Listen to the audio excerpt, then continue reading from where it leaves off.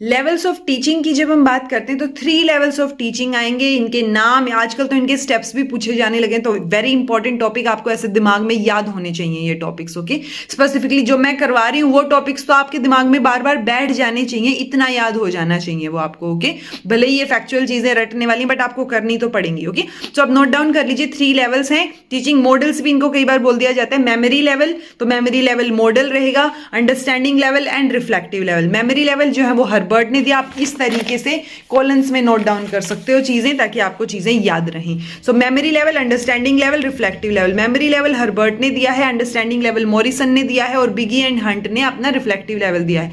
Confusion create मत करना, ये तीनों नाम बहुत ईजी हैं, डायरेक्ट भी पूछे जाते हैं। सो ये याद होने चाहिए। क्या नाम याद होने चाहिए? हर्बर्ट, मॉरिसन और बिगी एंड हंट का। ओके, थॉट प्रोसेस की बात करें तो मेमोरी लेवल है, ऑब्वियसली रटने वाली चीजें हैं। तो मेमोरी लेवल में थॉटलेस प्रोसेस भी इसको बोला जाता है, थॉटलेस लेवल भी बोला जाता है कि इसमें दिमाग नहीं लगाना है, सिर्फ रटनी है, चीजें याद करनी है। ओके, उससे ज्यादा बेटर थॉटफुल लेवल जो है वो आपका अंडरस्टैंडिंग लेवल रहेगा और मोस्ट थॉटफुल लेवल जो है वो आपका बिगी एंड हंट वाला रिफ्लेक्टिव लेवल। तो कई बार लीस्ट थॉटफुल भी पूछ लिया जाता है, थॉटलेस की बजाय better word is least thoughtful. So वो आपका मेमोरी लेवल रहेगा। अब इसमें जो स्टेप्स हैं वो याद रखने हैं क्योंकि ये पूछे जाते हैं और सीक्वेंस में लगाने पूछे जाते हैं। ओके, तो जो आपका मेमोरी लेवल है उसमें आप नोट डाउन कर लीजिए प्रिपरेशन, देन आपका स्टेटमेंट ऑफ एम, देन आपका presentation, association, generalisation and application. ये कोई हार्ड एंड फास्ट 6 स्टेप्स नहीं है। बहुत जगह पे स्टेटमेंट ऑफ एम को हटा के बाकी 5 को पूछा गया है, तो उन 5 को भी आपको इसी सीक्वेंस में याद रखना है।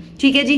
कई बार इस लेवल में अब दूसरे स्टेप्स भी आ जाते हैं, जैसे focus, syntax, social system, support and evaluation. So ये 5 भी इसी सीक्वेंस में रहेंगे। ये भी आप हर्बर्ट से रिलेटेड याद रखो, बट अगर किसी और नाम के साथ भी यही वर्ड्स दे रखे हैं तो भी आप इसी सीक्वेंस में जाएंगे क्योंकि और कोई अलग से सीक्वेंस इसकी है नहीं। आप फोकस करेंगे चीजों पे, सिंटेक्स रहेगा, social system, support and evaluation, यही आपकी सीक्वेंस रहेगी।